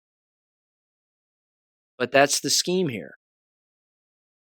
These universities and these public schools across the nation are going to continuously fill up with illegals. There's no way around it. In one of the past, I've also put it on Gab, but in one of the past war videos at the very end, I played a video that a guy took and uploaded to TikTok. And he's in Georgia. And he's inside of his car. And he's filming Africans. I mean, Africans getting out of a taxi or an Uber. And then they're just all congregating around this general store area in this parking lot. And even across the street by this other building on this staircase. And he goes, "These are Africans." He goes, "These aren't Georgia citizens. These are not black Americans. These are Africans. They can't speak English. And what are they doing here? They're just being dropped off. And then what?" And he starts driving around, and he drives up to one of them, and he rolls down the window. He goes, "Hey." He goes, "Where are you from?" Dude can't speak a lick of English. He tries. He's telling him things in whatever language he's using, but it's not English. And then he drives past this kind of little intake center. It looks kind of like a church of some kind, and sure enough, there's even more of them congregating outside of that particular building too. The diversity, equity, and inclusion scheme, ladies and gentlemen, in my opinion, is to usher in illegal aliens. That's what this is all about. And they'll get a free tuition. They'll get a free roof over their head. And they'll be in the exact same environment as someone who is paying out the wazoo. I don't know how else to slice it. That's what they're doing. Because they've just killed off their customers with a bioweapon over the last 3 years. They got to make ends meet, or else they'll fold. What a time. I mean, what an absolute time to be alive. It's incredible, and it's right here. Let me slide into the jab-related stuff here too now. And this is kind of interesting, and I need to reintroduce this person to you, I think. At least I'm going to do it for those that may not recall. Catherine Watt, I've mentioned her name before. She has a Substack, Bailiwick News. So it's bailiwicknews.substack.com. This is the gal who went through the Department of Defense documents that were specifically highlighting the quote-unquote kill box. You may recall that it had to do again with electromagnetic radiation and surveillance and the bioweapon shots and all of that. She's gone through basically this entire kill program with a fine-tooth comb, and gone through the government documents as well that clearly say that that's what this is. They want to be able to target individuals and kill them based on where they actually are currently sitting. I went over those presentations on the show here, and those documents are available on my website also. But she wrote a Substack here a couple of days ago, approximately 4 or 5 days ago, and it is titled the following: "Some county and state lawmakers are starting to get better informed and more concerned. Tools to help them understand what's happening and respond appropriately." So here's what she does. She highlights in this particular article a group that is called We the People 50. And it's an organization locally, apparently, where she lives, that basically instructs individuals how to organize certain individuals to get together and then present real medical information regarding these bioweapon shots to county commissioners or city councils or things of that nature. They ended up getting, again, Dr. Lindsay, Dr. McCullough, Dr. Thorpe, Dr. Cole, and Sasha Latipova all together to essentially give a presentation in a Washington County, Idaho Board of Commissioners agenda back in May of this year. And I've seen that footage, and I mean, it's informative. But the individuals listening to it again who live there, they would have to see this and then essentially say, oh my God, what have we done? What have we gone along with here? Here's the interesting part about this too. Again, they provide on the We the People 50 website, they provide guides, and in this particular article, she highlights all the PDFs, and you can clearly download them and take a look. They provide tips on how to get a hold of these people and the kinds of presentations. And again, you would show up again at one of these meetings, but you would email them in advance and say, I want to give a larger presentation on what's really going on, and we want you to listen to this. And we're bringing in medical professionals to basically talk about what's really going on. This is a bit of a catch-22 to some extent, because you've heard my take on this. I just want these people to expire. I know that sounds cold-blooded, but I really just want these elected officials who went along with this lie from the word go, I want them to expire. Like a bad carton of milk. It's time for them to go. And again, I do not believe that a lot of them know what they've done. They're brainwashed. They have no flipping clue what's happening. Their own colleagues are dropping over dead. And they're going, well, it's a shame that old Rick didn't make it. He was in perfect health, but fell over in the middle of a meeting with a heart attack. I mean, they're not questioning anything. These are not thinking people. But I admire the We the People 50 group for, again, providing the public with information on how to wake up some of these elected officials if again, they're willing to be woken up. But that's a tall order. But here's one of the paragraphs, again, in her Substack here. It says the following. It says, We the People 50 works with citizens and with county and state lawmakers across the United States to help people understand the intrinsic toxicity of the biochemical weapons presented to the public as COVID-19 vaccines, quote unquote, and mRNA platform technologies, and to help county and state lawmakers recognize their constitutional duty and use their constitutional authority to protect and defend the people who live within their political jurisdictions. Now, again, you've got some legal clout here, potentially. Again, I'm sure they say, well, here's some national lawyers that can help contact these individuals to help you give a presentation. But if an average American like myself provides an email to a city council, which I've done on more than 2 occasions now, and sends messages and emails to the sheriff's department for the exact same reason, tells an entire school board about what the hell's going on, and none of them learn a damn thing, what else can you possibly do? I mean, yeah, you can keep trying, I suppose, but eventually they're just going to have to reap what they sow. At least that's my take. But anyway, I just wanted to highlight this to you. I will link this in the description below if you're interested in taking a closer look. It is interesting. They have template letters here that you can use in order to contact these people. Again, county commissioners, county clerk, county staff.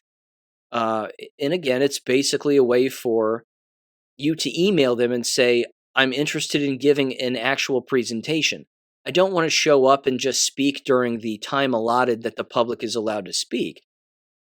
What they say here is that you're requesting a 30 to 45 minute presentation on what's really going on.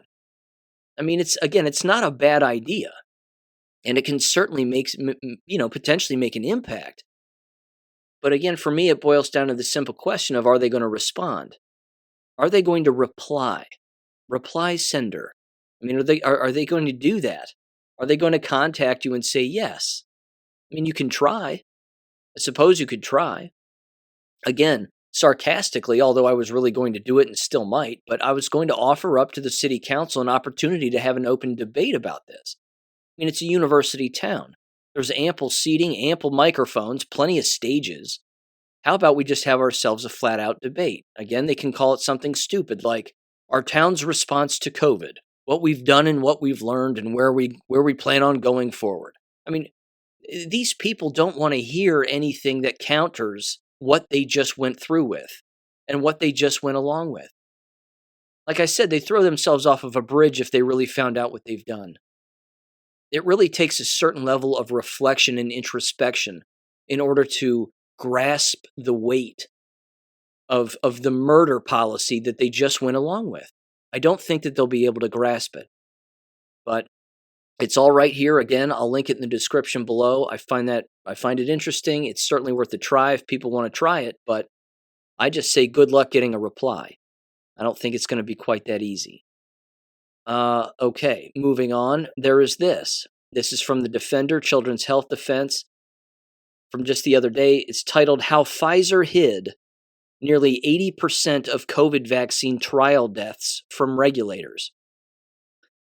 And it highlights a couple of different things. Again, not checking all of the boxes clearly, chalking it up to other illnesses that the individuals had, and perhaps that's why they passed away, because they had a quote-unquote pre-existing condition. But the subtitle of this says the following. It says, according to an analysis published this month in the International Journal of Vaccine Theory, Practice, and Research of Pfizer-BioNTech COVID-19 vaccine clinical trial data, the vaccine makers hid fatality data from regulators in order to qualify for emergency use authorization. Now, that's not surprising to anybody, I don't think. Here's one of the interesting aspects which they actually don't highlight in the article. And ironically enough, this was something that I stumbled across when I was going through those documents very early on back in the spring of 2022. One of the trends that I noticed in those documents was if an individual was participating in the quote-unquote vaccine trials during the, again, summer of 2020 or even before then, because they were engaging in mRNA trials before 2020, but specifically during 2020, if an individual was dumb enough to participate in the trial, they would receive one injection, they would receive a second if they were still alive, and then they would even receive a booster, a third shot, if they were still alive yet.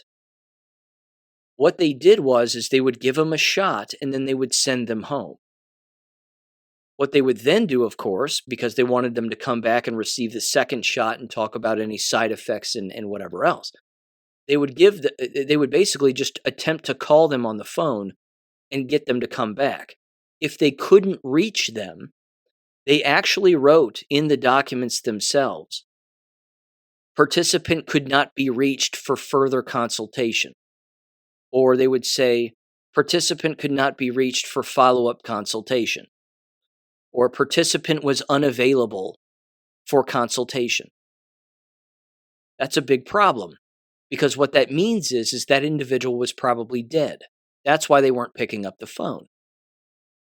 Now, I brought this up a long time ago on this show, back when I covered that, but this right here pretty much proves it, because they're not going to chalk it up to a vaccine-related death if they can't get a hold of the person, even though that's probably what happened. They went home, they died, they had a heart attack or something else happened, and they were unavailable to take their second or even third shot. But they're just going to say, well, we just couldn't get a hold of them. They just didn't pick up the phone when we called. Oopsie. Anyway, on to the next person to kill. And that's basically it. They didn't follow up with any death certificate. Can we find out if the person really in fact died? Did they move? They even, Jesus, I'm glad I just remembered that. They even wrote that in. They would say participant has moved. Well, did they really move, or are you just writing it in the form that they moved, which is why you couldn't get a hold of them or why they couldn't come back to receive more shots? They did have the stones, however, or the, whatever you'd call it, hubris, I guess. They had the hubris to even write in those documents that the individual was reached for further consultation, and they got in touch with him, but they declined to further participate. Well, what does that mean? Why didn't they want to take more shots? Were the side effects so bad that now they have a permanent condition that's irreversible? Probably. Yeah. They learned their lesson. Huge mistake. Wow, this was a huge mistake. I shouldn't have done this. Now my heart's racing out of my chest and I don't know what to do. That's how they were hiding it. They were consistently hiding it by, again, not doing a thorough follow-up on the individuals who had already taken at least one shot. So there are lots of ways to cover this up, and they certainly did it. Of course, they're not hiding it anymore. It's all out in the open. It's just who wants to see it and who wants to recognize what they went along with and what they've done to themselves, their families, etc., etc. These people don't want to hear this. They really don't. The cognitive dissonance is a deadly characteristic. Speaking of cognitive dissonance, here's another article, which, by the way, just got wiped off the internet. This was from yournewswire.com. It was titled, before I could access it, "Heart attacks in fully vaccinated Australia hit highest level ever recorded. Doctors baffled." Yeah, I'm sure they would want to delete that. Rather telling. What could it possibly be? Here's another one. This is from the expose. Mortality rates per 100,000 prove quadruple vaccinated adults are 104% more likely to die than unvaccinated adults. Oops. Again, this information is out there. It's out there. And it's flooding the field. But all of these fields that went along with this, they're too busy watching TV. Wasn't that sad Matthew Perry died? Oh, that's so sad. I love Friends, don't you? I love that show. I mean, they're not connecting any dots here. Here's another one. Kim Carter sent this my way. Oh, by the way, I should tell people that. That was interesting. Kim Carter and I were texting back and forth. Again, nurse, friend of the show, nurse in Cincinnati.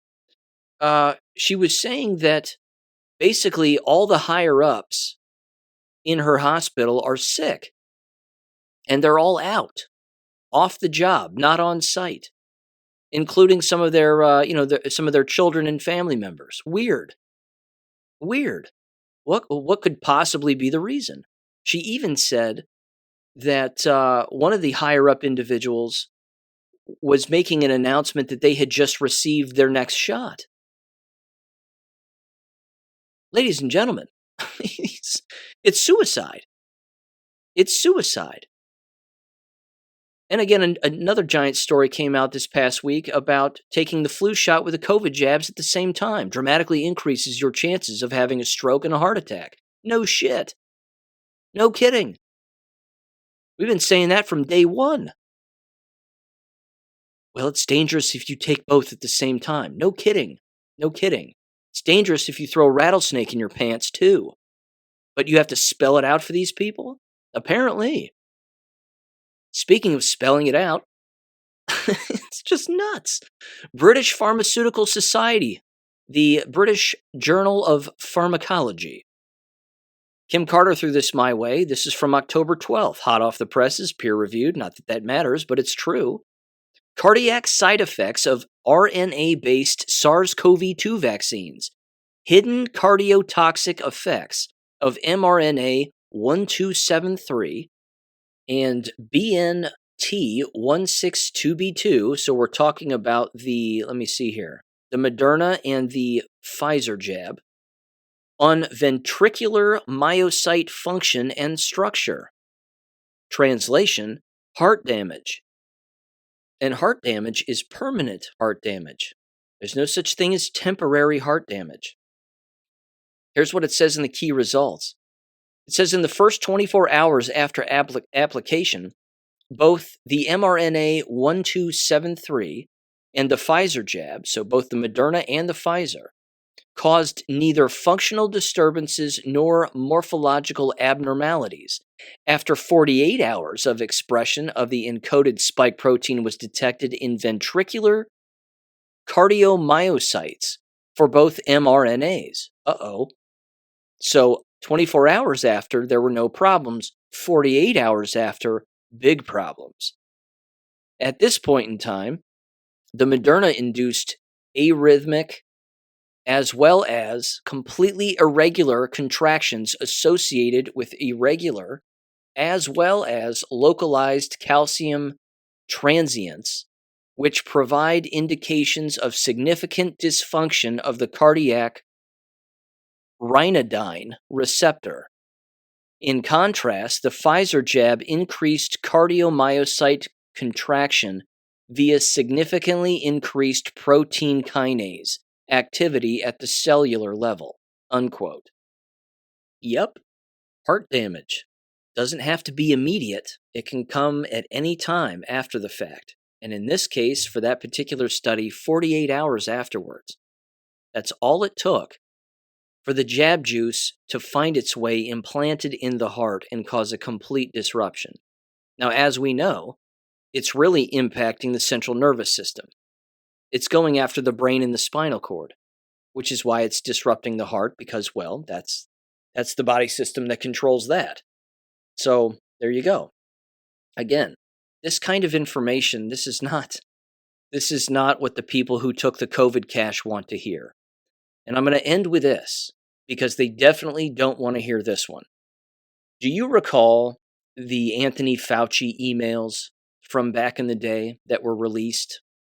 This is one of those sort of hidden gems that was really problematic for both him and endless other people, where there were endless medical doctors emailing him and going, "Hey, Tone Loc, you got to respond to our emails here, pal, because we're testing the blood of people who have taken these shots, and it seems like they have HIV because it looks exactly the same as blood from someone who has HIV."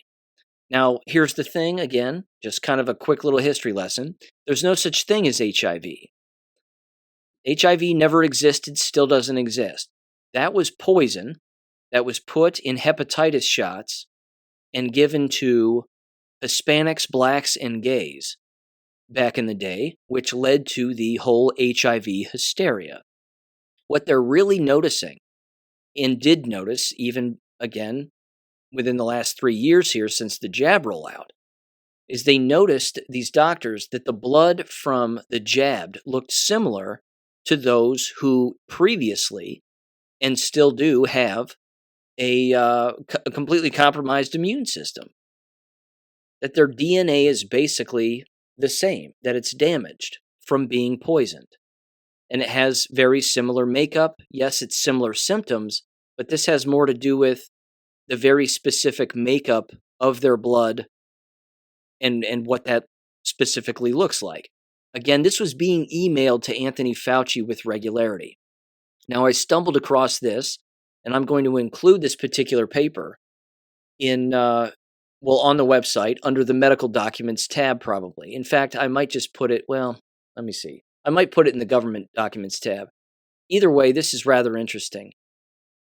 This is a particular study that is titled the following: Uncanny Similarity of Unique Inserts in the 2019-NCOV spike protein to HIV-1 GP120 and GAG, GAG. And there are numerous Indian authors here. 1, 2, 3, 4, 5, 6, 7, 8, 9.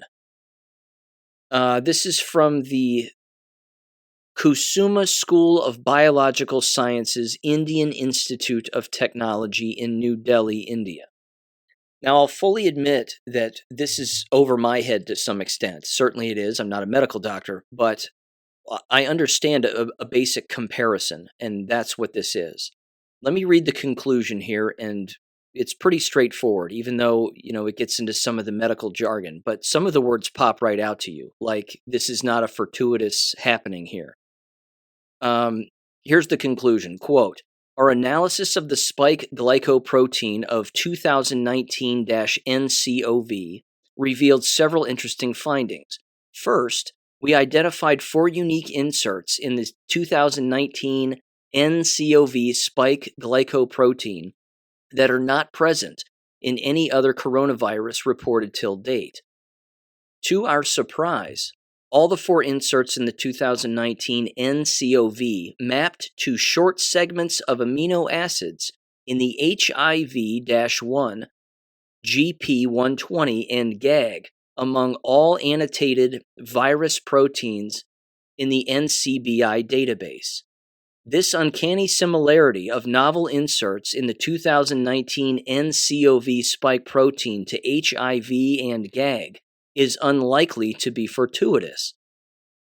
It says then further, 3D modeling suggests that at least 3 of the unique inserts, which are non-contiguous in the primary protein sequence of the 2019 nCoV spike glycoprotein converge to constitute the key components of the receptor binding site.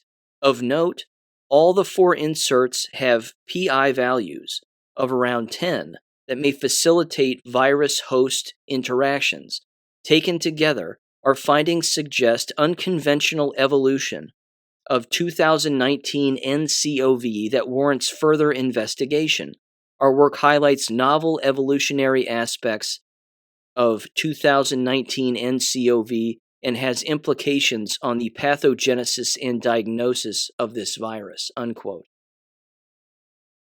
Again, the entire HIV playbook, in my opinion, based on everything that I've looked at, listened to, and read, was used with this entire thing. It's the exact same playbook. You tell people there's a virus when there's not, and then you inject them with a shot that they believe they're receiving for something that doesn't exist, i.e. the flu. And you put an amplified poison in that shot that they think again is for the flu. Joke's on them, it's not. They end up getting remarkably ill, if not dying. They transmit that illness back and forth, and then you tell society that there's this novel coronavirus that exists and we've never seen this before. And then that triggers something in everybody's mind who got ill in the fall of, the fall or winter of 2019. And they say, oh yeah, I must have had it because it was way worse than the flu. And I remember what the flu was like, but this was way worse. Again, there's no such thing as the flu. There's only poisoning yourself through shots. That's essentially it. The same thing is true with this. There's no coronavirus. There's only poisoning yourself with shots. And the reason that it's the same as HIV or similar in its makeup is because that's how they delivered quote-unquote HIV back in the late 70s, early 80s. It was done in hepatitis shots. That's it. Game over. You have to inject people first, have them experience an illness they've never experienced and symptoms they've never had before at a more severe level, like the brain fog that we've heard with endless people who quote-unquote got COVID. You have to inject them first, get them ill. If they still survive, then you sell them the fairy tale. And they'll take it, hook, line, and sinker. And then you sell them your solution, which is another shot. And in this case, upwards of 5+. Game over. You're not going to tell me it's not depopulation. They ran with the same damn story again, 20, 30 years later. Well, longer than that. It's been 40 years since HIV. So there you go. Same exact thing. And this paper points it out, that these doctors saw it, and they went, wait a minute, this is odd. Now again, what were they looking at? From what I can tell by looking at this, they're looking at an evolutionary analysis. They're looking at basically the computer makeup, or whatever the computer description was, of this alleged illness. In particular, again, they reference China. So they're saying that they either got the information from them or something along those lines. But as we know, there's no such thing as viruses. And this in particular has never been isolated to be some individualized thing. It is quite literally just poison in a vial. That's all that it is. But the timing of the print of this particular article gives up the goose. This was printed and published January 31st of 2020. So very early on, they knew that whatever this juice was looked very similar in genetic makeup to what they perceived to be HIV. Again, ladies and gentlemen, I don't think that city councils and hospitals and sheriff's departments and everybody else is going to want to hear this. That's the kind of information that they don't want to even listen to. They will quite literally get up and walk out of a room if you start saying things like this. But it's not that we shouldn't try to wake people up. We certainly could, and we certainly should, and we should inundate people with emails and give them all kinds of information. I'm all for that. But sometimes these people just got to pay, and they got to pay with their own actions. I don't know what else to really say. I know that sounds cold-blooded, but hey, it is the current state of affairs after all. And if they're not going to connect the dots, there's only so much we can do. Everybody knows the saying, you can lead a horse to water, but you can't make it drink. I would argue that you can't even lead a horse to water sometimes. Sometimes that horse just won't budge. So, a horse that won't move to water, what's going to happen to it? I think we know. And it's happening. With that said, ladies and gentlemen, thanks for listening. It was a long one, my apologies, but there you go. I'll catch you on Wednesday. Peace. Thank you for listening to American Education FM. Make sure and check out AmericanEducationFM.com for more information. Take care and God bless.